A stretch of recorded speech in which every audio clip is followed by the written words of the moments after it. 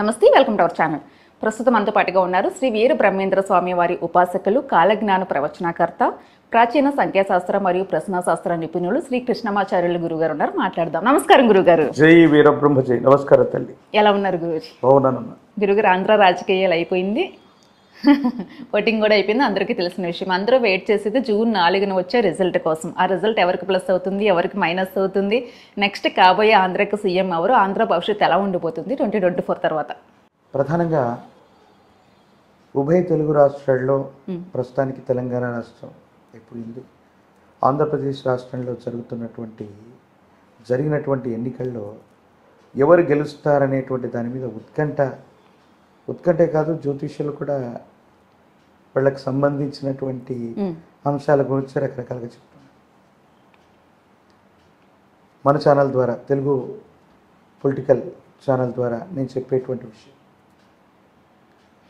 Why not 175 అంటున్నటువంటి Jaganmohan Reddy గారు ఆరుద్ర నక్షత్రం మిథున రాశిలో జన్మించినటువంటి జాతకులు మాన్యశ్రీ ముఖ్యమంత్రి వర్యులు వైఎస్ జగన్మోహన్ రెడ్డి గారు, అక్కడ వారికి ప్రత్యర్థులుగా ఉన్నటువంటి వారు చంద్రబాబు నాయుడు గారు, వారి యొక్క జన్మ నక్షత్రం గురించి వేర్వేరు అభిప్రాయాలు ఉన్నప్పటికీ కూడా నాకు తెలిసినటువంటి అంశం వారి హస్త నక్షత్ర జాతకులు. పవన్ కళ్యాణ్ గారు శ్రవణ నక్షత్రం మకర రాశి జాతకులు. కానీ ఈ సందర్భంలో జరగబోయేటువంటి అంశం మొదటి ప్రాధాన్యతగా ఈనాడు మాన్యశ్రీ ముఖ్యమంత్రి వర్యులు శ్రీ వైఎస్ జగన్మోహన్ రెడ్డి గారి యొక్క నేతృత్వంలో ఉన్నటువంటి వైఎస్ఆర్సిపి గెలవటానికి, బోటాబోటీ మెజారిటీతో గెలవటానికి ఒక అవకాశం ఉంది. 175కు 175 స్థానాల్లో, లేకపోతే ఊహించినటువంటి మెజారిటీ వచ్చేటువంటి అవకాశం లేదు.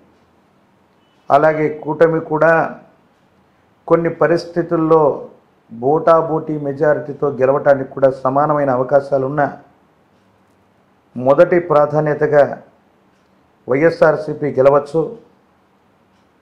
రెండవ ప్రాధాన్యతగా లోకేష్ గారి యొక్క జాతకం గనక అద్వితీయంగా పనిచేస్తే తెలుగుదేశం పార్టీకి, వైసీపీకి సమానమైన స్థానాలు వచ్చిన ఆశ్చర్యపోనక్కర్లేదు.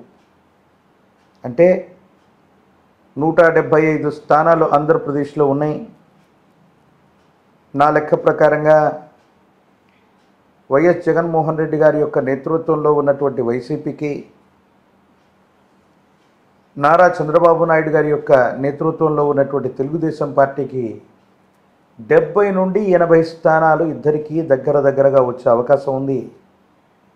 ఇక పవన్ కళ్యాణ్ గారి యొక్క నేతృత్వంలోని జనసేన, బీజేపీ అభ్యర్థులు ఎవరైతే ఉన్నారో వీరు ప్రభుత్వాన్ని నిర్దేశించే పరిస్థితి కూడా వచ్చే అవకాశాలు కూడా లేకపోలేదు.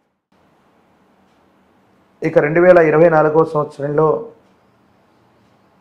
ఎన్నో రకాలైనటువంటి రాజకీయపరమైనటువంటి పరిస్థితుల గురించి మనం మాట్లాడుకుంటున్న సందర్భంలో ఈ రాష్ట్రంలో ఏర్పడబోయే ప్రభుత్వం, ఇప్పుడు మనం పక్కనే ఉన్నటువంటి రాష్ట్రం తెలంగాణ రాష్ట్రం మీద కూడా దీని యొక్క ప్రభావం ఉండబోతుంది.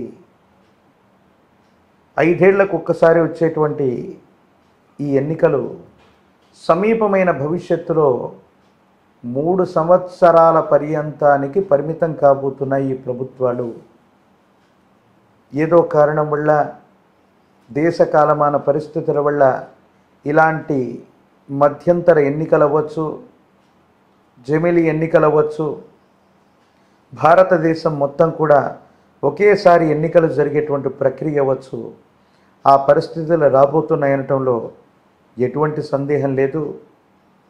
ఆంధ్రప్రదేశ్ యొక్క రాజకీయ ముఖ చిత్రాన్ని మనం చూస్తే అతి సులభంగా ప్రభుత్వ పక్షం గెలిచే అవకాశాలు తక్కువగా ఉన్నాయి.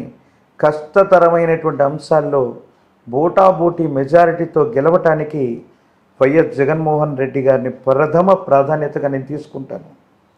ఒకవేళ వారు అధికారంలోకి రాలేదంటే పవన్ కళ్యాణ్ గారి యొక్క నేతృత్వంలో అవ్వచ్చు, వారు ఎవరికి మద్దతు ఇస్తే వారు ఖచ్చితంగా ముఖ్యమంత్రి స్థానాన్ని అలంకృతం చేసే అవకాశం ఉంది. వారు టీడీపీతో ఉన్నారు, కానీ రాజకీయాల్లో రేపటి రోజు ఏమైనా జరగచ్చు. వారు టీడీపీ కాకుండా వేరే పార్టీకి కూడా, అంటే సమీపమైన భవిష్యత్తులో రాజకీయాల్లో శాశ్వతమైన శత్రువులు మిత్రులు ఎవరు ఉండరు. కాబట్టి ఎవరికైనా కూడా మద్దతు ఇచ్చినా కూడా ఆశ్చర్యపోనక్కర్లేదు. వారి యొక్క జాతకంలో రాజయోగం నడుస్తోంది. తప్పకుండా అమాత్యుడు మంత్రి, కేంద్ర మంత్రి అవ్వటంలో ఎటువంటి ఇబ్బంది లేదు. ఆ స్థాయికి వారు తప్పకుండా చేరుకునే అవకాశాలు కనపడుతుంది. చాలా చక్కగా అనలైజ్ చేశారు. జాతక పరంగా జనరల్ వైజ్గా రెండు కలిపి చూశారు గురుగారు మీరు. ఓకే గురుగారు, నమస్తే. జై వీరబ్రహ్మ, జై గోవిందమాంబజీ.